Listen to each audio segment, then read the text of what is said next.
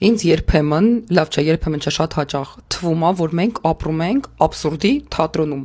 Բաց երկնքի տակ թատրոն ասա, բայց շատ սպეციფიկ թատրոն։ Ոչ հասկանում ես դերասանն ով է, ոչ էլ հասկանում ես հանդիսատեսն ով է։ Մարդիկ իրանց կյանքը ապրում են այնպես, ինչպես ստացվում է։ Ու հիմա ես Նիկոլի մասին չեմ, արդարության համար Նիկոլը ասեց, չէ, ոչինչ չեն կանելու։ Ես համայնքապետի մասին եմ։ Ես համայնքում ապրող այն մարդկանց մասին եմ, ովքեր մի հատ այս մարդուն բոլորով չեկան ու չասեցին, որ խնդիր կա, մի բան այն չի էս ամեն ինչում։ Չգիտեմ ընկերներ, անկեղծ չգիտեմ, այս նախընտրական շաբաթները ինչ արդյունքով էլ ավարտվեն, մենք ակնհայտ լավ չենք։ Մենք պիտի գտնենք ուղիներ, բազային բանականությունը, արժեքները, կապերը այս պառակտված հասարակության մեջ վերականգնելու։ Իշխանություն փոխելը պարտադիր, բայց ոչ բավարար պայման է, դա շատ կարևոր է գիտակցել, նորից եմ ասում, պարտադիր է, որ սրանք հեռանան, բայց ոչ բավարար, որովհետև անդունդը մարդկանց մեջ այսօր անդունդ պարզապես արժեքային, բարոյական, հոգեբանական։ Այս խնդիրների մասին պետքա բաց, շիտակ, առանց քողարկելու խոսել մարդկանց հետ,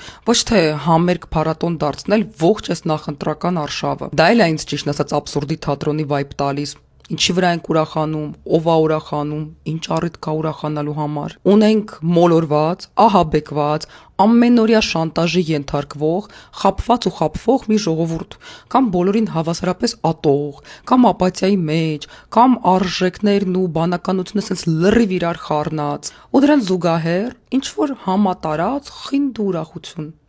Ես իմ լավ չի։ Որպես վերջաբան մի հատ նկար եմ ուզում ձեզ ցույց տալ, որից ես միշտ շատ հուզվում եմ։ Հեսա նկարը։ Որդուն կորցրած հայրը Դավիթ Համալյանը եւ հայրերին կորցրած որդիները։ Այս հոլովակը պատրաստելիս նորից Facebook-իս feed-ում տեսա այս նկարը ու մտածեցի, որ ճիշտ վերջաբան կլինի ասելիքիս համար։